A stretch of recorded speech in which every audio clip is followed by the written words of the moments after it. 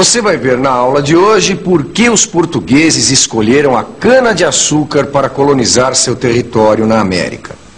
Um território que hoje se chama Brasil.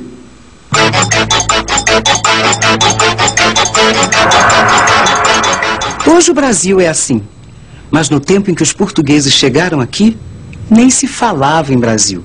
O que havia era um acordo internacional dividindo o novo continente. Esse acordo foi chamado de Tratado de Tordesilhas, que é o nome da cidade da Espanha onde ele foi assinado. E a divisão ficou assim. Aqui era a América Espanhola e aqui a América Portuguesa. Os espanhóis avançaram para o interior atrás de ouro e prata.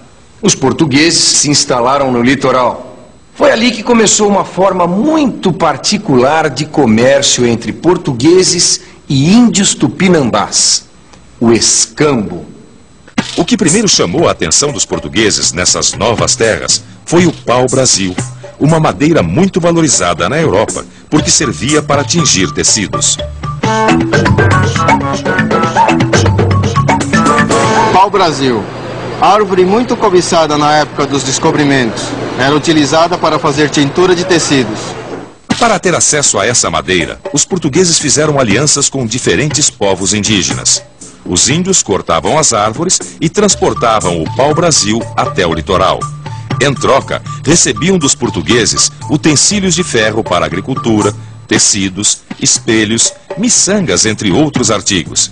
Esse tipo de troca, de produto por produto, é chamado de escambo. Em muitos momentos, os portugueses usaram elementos da organização social dos povos nativos em benefício próprio. Lembra da cana?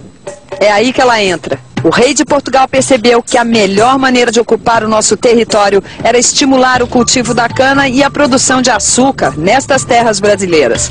Foi aí que a história da nossa colonização começou pra valer.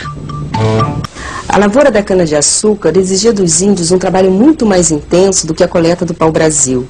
E os índios se recusavam a esse tipo de trabalho, porque eles estavam envolvidos em atividades próprias em suas aldeias, porque para eles a agricultura era um trabalho de mulheres e porque também já tinham um instrumento de ferro suficiente para o seu cotidiano, instrumentos que haviam conseguido no tempo do escambo. Então, eles se recusavam a um trabalho extra, porque os índios trabalham e produzem só para a sua sobrevivência. Eles não têm interesse nenhum em acumular riqueza.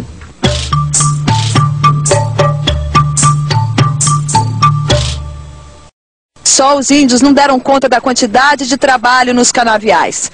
Nos engenhos ou nas missões, eles morriam aos milhares por causa das doenças trazidas pelos europeus.